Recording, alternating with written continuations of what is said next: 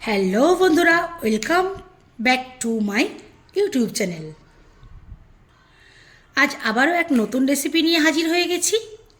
আজ বানাবো এই যে এগুলোকে বাচি মাছ বলে, নদীর বাচি মাছ, এই বাচি ট্যাংরার ঝাল। সঙ্গে অবশ্য দুটো তারই বাচ্চা আছে। তো বন্ধুরা দেখতে থাকুন আমি কিভাবে বানাই এই হাতে ঘষে বাচি মাছের ঝাল। তো প্রথমে মাছ নিয়ে নিলাম, এর মধ্যে দিয়ে দেবো বেশ খানিকটা থেতো করা পেঁয়াজ, আর দেবো এখানে একটু মশলা নিয়েছি। এর মধ্যে আছে সর্ষে, জিরে, ধনে, মৌরি, গোলমরিচ, কাঁচা লঙ্কা ও একটু রসুন। এটাকে আমি পেস্ট করে নিয়েছি, এটাও আমি নিয়ে নিলাম। এবার নেব আমি নুন, হলুদের গুঁড়ো, লঙ্কার গুঁড়ো, ধনে জিরের গুঁড়ো, হাফ চারানো গোটা চারেক কাঁচা লঙ্কা,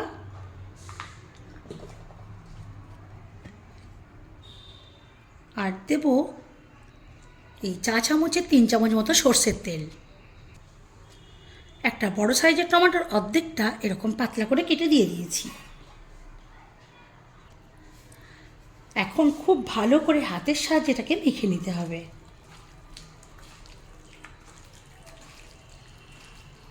আর এই মাছ বন্ধুরা যতটা হাতে মেখে করা হবে ততই বেশি স্বাদ হবে, মানে যতটা বেশি ভালো মাখা হবে।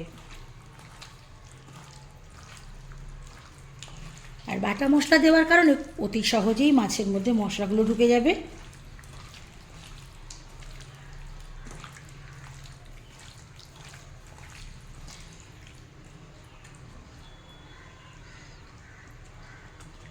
এইভাবে মেখে আধ ঘন্টার জন্য আমি চাপা দিয়ে রেখে দেব।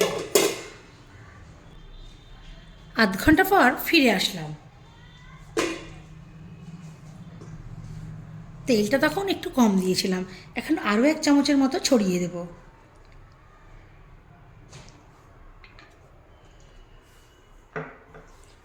ভালো করে আবারও মেখে নেব। আবারও একটু সময় নিয়ে ভালো করে মেখে নিতে হবে। প্রথমেই বলেছি যতটা মাখা হবে তত বেশি টেস্ট হবে।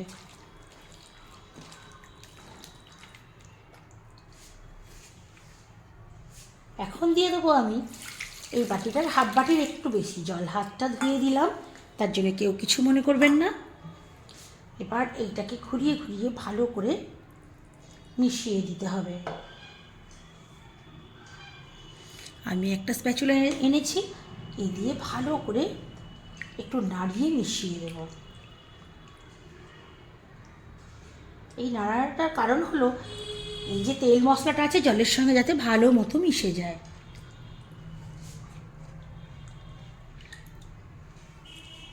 কাঁচাই দেখুন দেখতে কতটা সুন্দর লাগছে, রান্না হলে তাহলে কতটা ভালো লাগবে বলুন।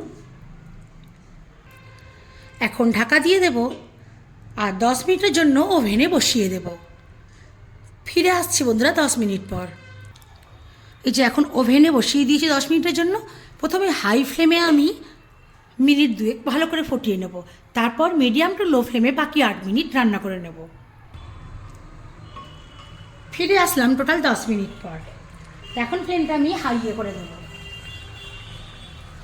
আর অবশ্যই এখন নুনটাকে আমি চেক করে নেব। রান্না করতে করতে বন্ধুরা আন্দাজটা একদম ঠিকঠাক হয়ে গেছে। এখন আর নুন দেখে নুন দেওয়া লাগেই না ধরতে গেলে। তবুও চেক করে নিলাম কম বেশির জন্য। তো যাক, দেখতেই পেলেন প্রায় হয়েই এসছে।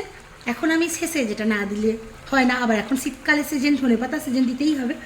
তো বন্ধুরা দেখতেই পেলেন কীভাবে বানালাম আমি এই বাচি মাছের হাত ঘষে তেল ঝাল। তো আমার এই বাচি মাছের তেল ঝালের রেসিপিটা আপনাদের কেমন লাগলো অবশ্যই কিন্তু কমেন্ট করে জানাবেন। ভালো লাগলে লাইক করবেন, শেয়ার দেবেন। আর যারা যারা এখনও পর্যন্ত সাবস্ক্রাইব করেননি আমার চ্যানেলটাকে সাবস্ক্রাইব করে আমার সঙ্গে থাকবেন।